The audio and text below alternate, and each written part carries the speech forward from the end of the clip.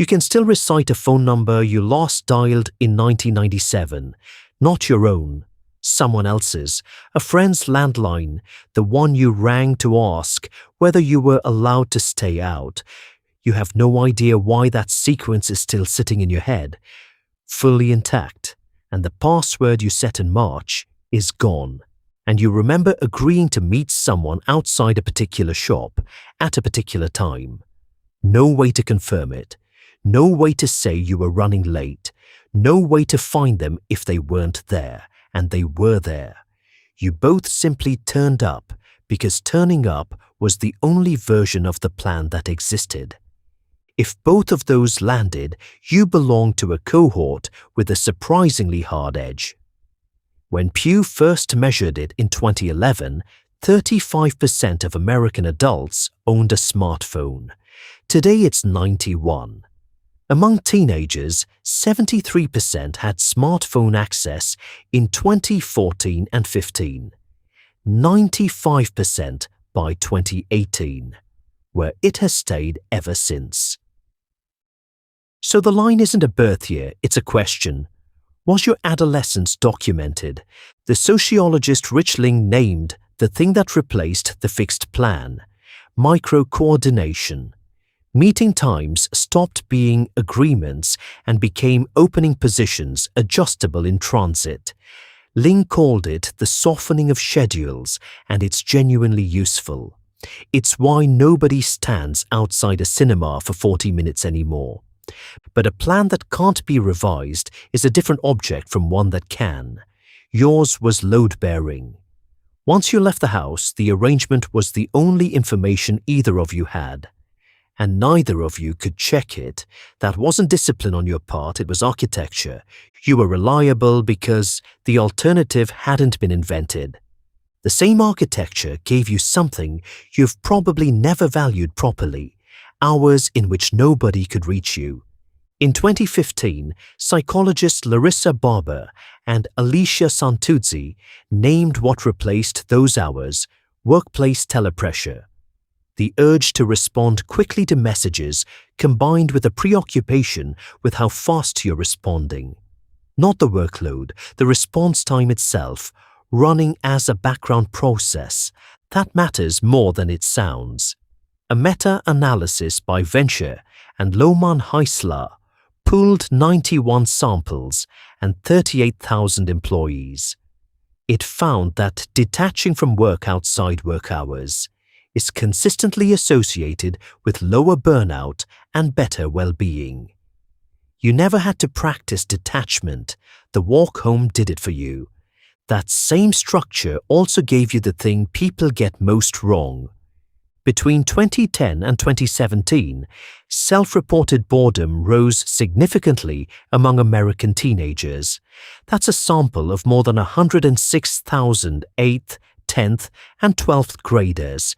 It rose earlier and more steeply for girls.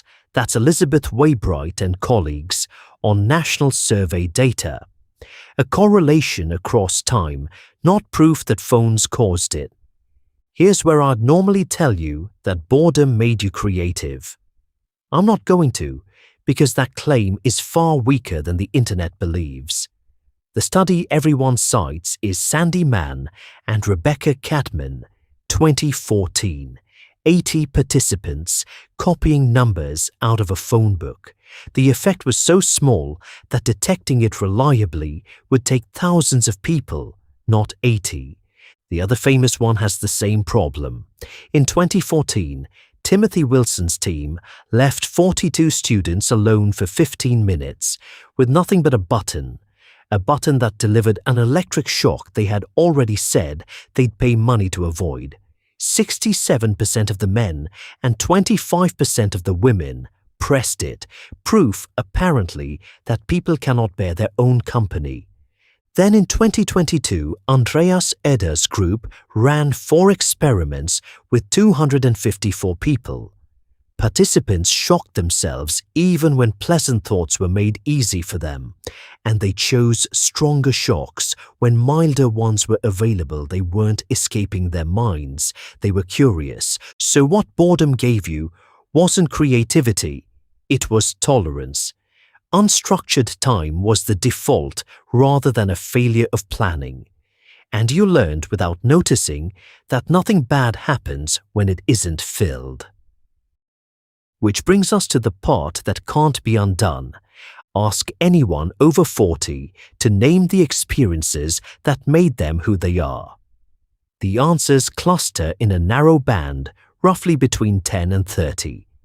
Psychologists call it the reminiscence bump. It's one of the most reliable findings in autobiographical memory, holding across cultures, methods, and decades.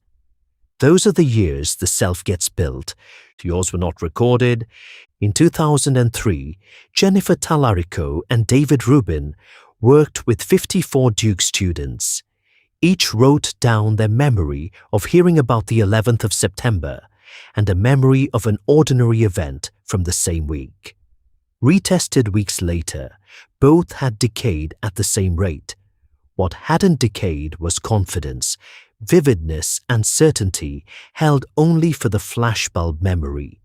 William Hurst's 10-year follow-up, with more than 3,400 people, found the same pattern. And something worse, inconsistent memories tended to get repeated rather than corrected. That's the mechanism. A memory with no external record never gets contradicted, so the version you tell becomes the version you have. Confidence keeps climbing, while accuracy quietly doesn't. Your adolescence isn't a record.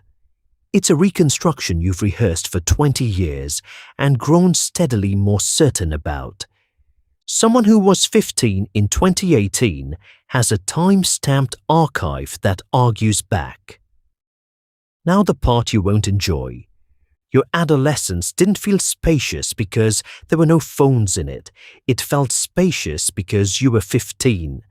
The reminiscence bump was doing what it does to everyone, in every era, including the people who are 15 right now. The absence of a device isn't what made those years vivid. Being in the middle of assembling a self is. So here's the actual cost, and it isn't the one people name. It isn't that you lost something. It's that you're the only cohort still carrying a working memory of the alternative. Everyone younger is comparing today to today. You're comparing it to a version of life you can still feel, which is why the same Tuesday evening reads as ordinary to them and noticeably louder to you. What you're missing isn't a decade. It's two conditions, being unreachable and having your attention unclaimed. Both are still available, and both now have to be chosen rather than inherited. Toivein Nguyen, Richard Ryan, and Edward Deci found that 15 minutes alone without a device lowered the intensity of emotion in both directions. Though Nguyen's own recent work, tracking people through real days, found that harder to pin down outside the lab. You're not the last generation to know something real. You're the last one whose formative years can't be checked against a file. That isn't wisdom, and it isn't superiority. It's an unusual kind of privacy, and you got it entirely by accident. Thank you for watching all the way to the end. If this video gave you something to think about, do one small thing. Subscribe to Cool My Mind Psychology. Every video here unpacks the hidden psychology behind how we think, feel, and act, and subscribing is how you'll never miss the next one. Take care of your mind, and I will see you in the next video.